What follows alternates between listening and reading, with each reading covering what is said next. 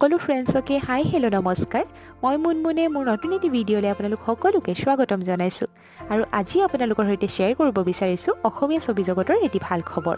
খবৰটোনো কি আপোনালোক সকলোৰে চাগে জানিবলৈ মন গৈছে নহয়নে কিন্তু খবৰটো জানিবৰ কাৰণে আপোনালোকে ভিডিঅ'টো চাই থাকিব লাগিব প্ৰথমৰ পৰা শেষলৈকে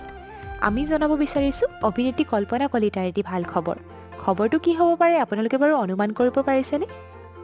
আসলতে অভিনেত্ৰী কল্পনা কলিতালৈ এইবাৰৰ 2024 চনৰ স্বাৱলম্বী নাৰী বঁটা আগবঢ়োৱা হৈছে খবৰটো শুনি চাগে আপোনালোকৰো নিশ্চয় ভাল লাগিছে আমাৰ ফালৰ পৰাও তেওঁলৈ থাকিল অজস্ৰ শুভকামনা তেওঁ যেন কৰ্মক্ষেত্ৰখনত এনেকৈ আগবাঢ়ি যাব পাৰে তাৰে কামনা কৰিলোঁ বন্ধু বান্ধৱীসকল আপোনালোকে বাৰু কোনে কোনে অভিনেত্ৰী কল্পনা কলিতাৰ অভিনয় চাই ভাল পায় জনাবচোন